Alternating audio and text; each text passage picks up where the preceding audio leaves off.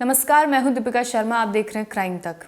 आज हम बात करेंगे एक करोड़पति बार डांसर की, यानी तरन्नुम खान। ये नाम आपने शायद सुना होगा क्योंकि बहुत ही मशहूर बार डांसर थी, जो मुंबई की सबसे खूबसूरत बार डांसर थी। इनका जन्म मुंबई में हुआ, मुंबई में ये पली बढ़ी। लेकिन किस्सा हुआ कुछ ऐसा कि 1992 में एक सांप्रदायिक दंगे हुए। दंगे के बाद से तरन्नुम की ज़िंदगी पूरी की पूरी बदल चुकी थी। तरन्नुम के पिताजी एक मामूली दुकान चलाते थे, जिससे इनके घर का बस पेट पलता था और कुछ नहीं। अब दंगों में हुआ कुछ ऐसा कि तरन्नुम के जो घर था उसको भी लूट लिया गया, तरन्नुम के जो पिताजी की दुकान थी उसको भी लूट लिया गया। अब ये 6 लोगों का जो परिवार था ये सड़क पर आ गया। सड़क पर भी ऐसे आया कि इनको रिलीफ कैंप में रहना पड़ा। मतलब इनकी आर्थिक स्थिति इतनी ज़्यादा खराब हो चुकी थी कि क्या कहें। ना खाने को था, ना रहने को छत थी। जो सब कुछ था वो दंगों में सब लूट लिया गया। अब तरन्नुम के पिताजी ये सदमा बर्दाश्त नहीं कर पाए और उन्हें दिल का दौरा पड़ गया और वो बिस्तर पर आ गिरे। अब इस सेगमेंट को हम यहाँ बात करते हैं कि 2005 में तरन्नुम को पुलिस ने गिरफ्तार कर लिया। अब जो एक लड़की मामूली सी फैमिली में रहती थी, एक पिताजी मामूली सी दुकान चलाते थे, वो तरन्नुम पुलिस की गिरफ्त में कैसे आई, आज हम इस कहानी की बात करेंगे। पिछली बार भी हमने एक महिला की बात की थी, क्योंकि कॉन्सेप्ट ही कुछ वैसा है, तो इस बार भी एक महिला की कहानी मैं आप लोगों के लिए लेके आई हूँ कि एक नॉर्मल परिवार में पली बड़ी लड़की पुलिस की गिरफ्त में कैसे पहुंची। तो हुआ कुछ ऐसा कि जब तरन्नुम के पिताजी को दिल का दौरा पड़ा, बिस्तर पर आ गिरे, तो उनके घर की जो आर्थिक स्थिति थी वो बेहद ही खराब हो चुकी थी।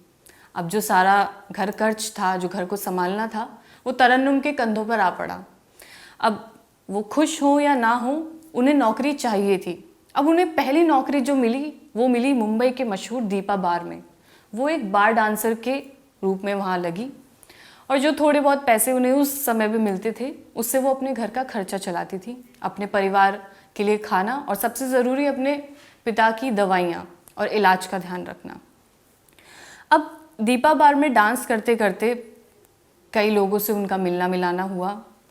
कई लोग उन पे पैसे उड़ाने भी आते थे। मतलब वो इतनी मशहूर होती गई कि उनका नाम चर्चा में आने लगा कि तरन्नुम खान एक बहुत ही खूबसूरत और बेस्ट डांसर है। लेकिन वही बात है कि फिर गिरफ्तारी क्यों हुई, क्योंकि बार में काम कर रही थी, वो पैसे कमा रही थी, उनके लिए वो उनके खून पसीने की कमाई थी, लेकिन पुलिस ने उन्हें गिरफ्तार क्यों किया। तो इसकी कहानी कुछ ऐसी है कि तरन्नुम को जब गिरफ्तार किया गया तो उन पे आरोप थे सट्टेबाजी के। अब सट्टेबाजी में तरन्नुम कैसे फंसी।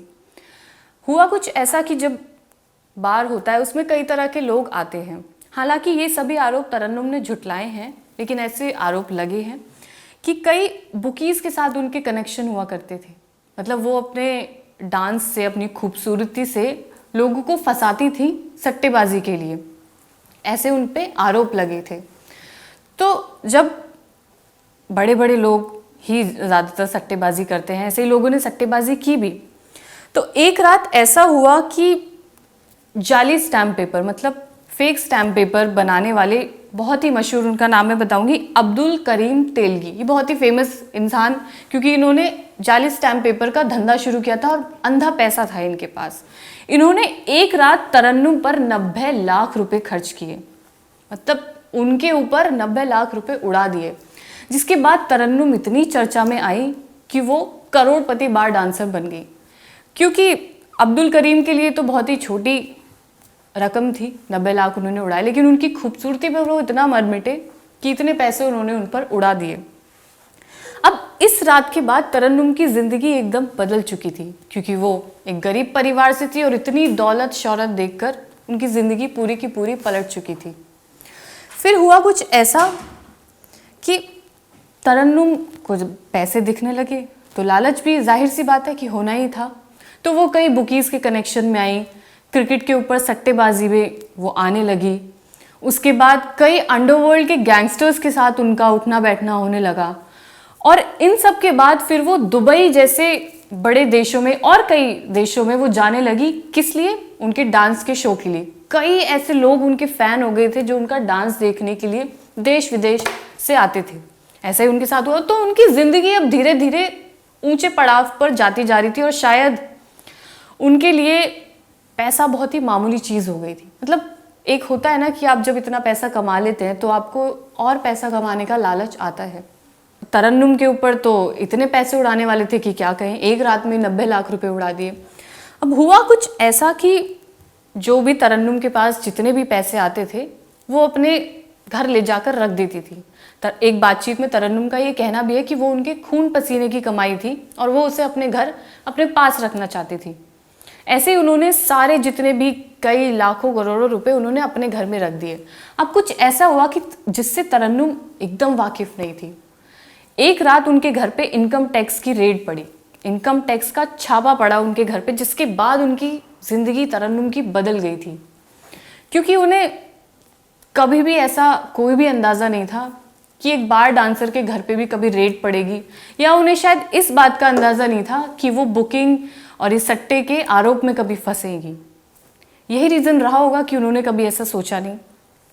अब रेड पड़ने के बाद एक बातचीत के दौरान, एक इंटरव्यू के दौरान तरन्नुम ने बताया कि कैसे उनकी ज़िंदगी बदली। क्योंकि जब एक समय था कि वो बार डांसर थी, अपने घर वालों का खर्चा उठाती थी, लेकिन जब रेड पड़ी तो तमाम जो आसपास जो उनके पड़ोसी हैं सबको पता चला कि ये बार डांसर है। शायद उससे पहले नहीं पता था।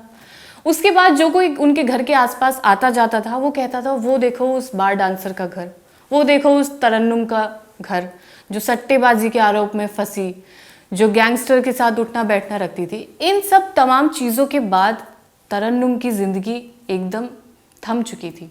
क्योंकि जाहिर सी बात है, एक जो इज्जत थी वो सब धुल चुकी थी। इतने बड़े बड़े लोगों के साथ उनका नाम बाहर आने लगा, उनकी इतने करोड़ों की जो कमाई थी वो सारी इनकम टैक्स के पास चली गई। एक उनको दुख ये भी था कि जो उन्होंने जो पैसे कमाए थे, जो इनकम टैक्स वाले ले जा चुके थे, वो उनकी मेहनत की कमाई थी, ऐसा उन्होंने एक इंटरव्यू में कहा। तो ये एक पूरी ऐसी कहानी शुरू हुई कि एक मिडिल क्लास भी नहीं, लोअर मिडिल क्लास फैमिली की रहने वाली लड़की जो अपने पिताजी का खर्चा उठाने के लिए बार डांसर बनी, फिर उसके बाद ऐसे बड़े बड़े लोगों के साथ उनका उठना बैठना हुआ, तो वो शायद एक पैसे की चमक थी जो उन्हें वहाँ तक खींच के ले गई। और उसके बाद आखिरी में उन्हें फंसना पड़ा, आखिरी में उन्हें गिरफ्तार होना पड़ा। तो ये थी तरन्नुम की कहानी। ऐसी कोई कहानी अगर आप सुनना चाहते हैं तो मुझे कमेंट सेक्शन में बताएं। ये कहानी आपको कैसी लगी ज़रूर बताएं। धन्यवाद।